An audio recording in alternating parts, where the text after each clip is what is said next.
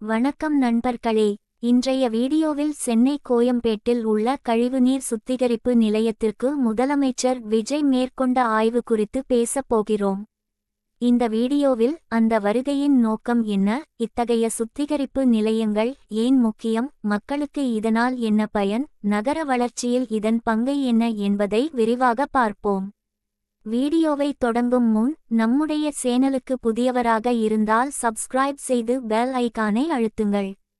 இதுபோன்ற தமிழில் தரமான செய்தி மற்றும் அரசியல் அப்டேட்களுக்கு தொடர்ந்து எங்களுடன் இணைந்திருங்கள். கோயம்பேடு கழிவுநீர் சுத்திகரிப்பு நிலையம் என்றால் என்ன? சென்னையில் தினமும் கோடிக்கணக்கான லிட்டர் கழிவுநீர் உருவாகிறது. இந்த நீரை நேரடியாக ஆறுகள் அல்லது கடலில் விடாமல் முதலில் சுத்திகரித்து மீண்டும் பயன்படுத்தும் நோக்கத்துடன் பல சுத்திகரிப்பு நிலையங்கள் செயல்பட்டு வருகின்றன. அவற்றில் முக்கியமான ஒன்றுதான் கோயம்பேடு கழிவுநீர் சுத்திகரிப்பு நிலையம். இந்த நிலையத்தில் பல்வேறு கட்டங்களாக கழிவுநீர் சுத்திகரிக்கப்படுகிறது. அதன்பின் தொழிற்சாலைகள், பூங்காக்கள் மற்றும் பிற தேவைகளுக்கு மீண்டும் பயன்படுத்தக்கூடிய தரத்தில் மாற்றப்படுகிறது. சிஎம் விஜயின் வருகை. இன்று முதலமைச்சர் விஜய் இந்த நிலையத்திற்கு நேரில் சென்று அதிகாரிகளிடம் திட்டத்தின் செயல்பாடுகள் குறித்து கேட்டறிந்தார். சுத்திகரிப்பு நடைமுறைகள், பராமரிப்பு, எதிர்கால மேம்பாட்டு திட்டங்கள் போன்றவை குறித்து அதிகாரிகளுடன் ஆலோசனை நடத்தினார்.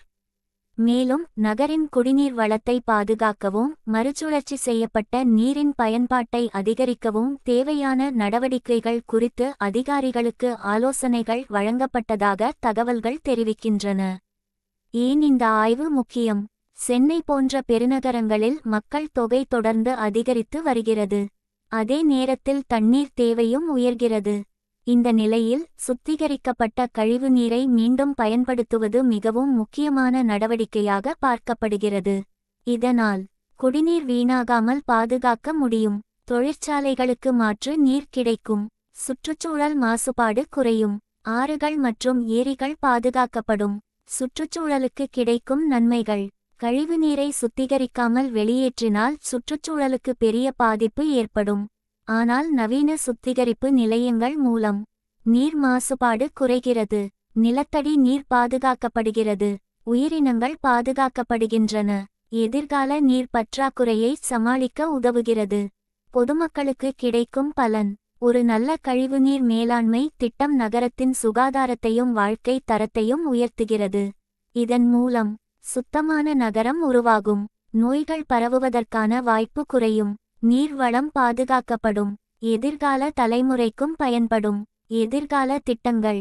இத்தகைய திட்டங்கள் தொடர்ந்து விரிவுபடுத்தப்பட்டால் சென்னை முழுவதும் நீர் மறுசுழற்சி அதிகரிக்கலாம். புதிய சுத்திகரிப்பு தொழில்நுட்பங்கள் அறிமுகமாகலாம். நீர் சேமிப்பு திறன் மேம்படலாம். தொழில் மற்றும் சுற்றுச்சூழல் வளர்ச்சி இணைந்து செல்லும் வாய்ப்பு உருவாகும். சென்னை கோயம்பேடு கழிவுநீர் சுத்திகரிப்பு நிலையத்திற்கு முதலமைச்சர் விஜயின் வருகை நகரின் நீர் மேலாண்மை மற்றும் சுற்றுச்சூழல் பாதுகாப்பு தொடர்பான திட்டங்களுக்கு அளிக்கப்படும் முக்கியத்துவத்தை வெளிப்படுத்தும் நிகழ்வாக பார்க்கப்படுகிறது. இந்த ஆய்வின் மூலம் திட்டங்கள் மேலும் மேம்படுத்தப்படுமா, பொதுமக்களுக்கு என்னென்ன மாற்றங்கள் கிடைக்கும் என்பதை காலம்தான் சொல்லும். இந்த தகவல் உங்களுக்கு பயனுள்ளதாக இருந்தால் வீடியோவை லைக் செய்யுங்கள். உங்கள் கருத்தை காமெண்ட் இல் பகிருங்கள். மேலும் இதுபோன்ற அப்டேட்களுக்கு நம்முடைய சேனலை சப்ஸ்கிரைப் செய்ய மறக்காதீர்கள். நன்றி.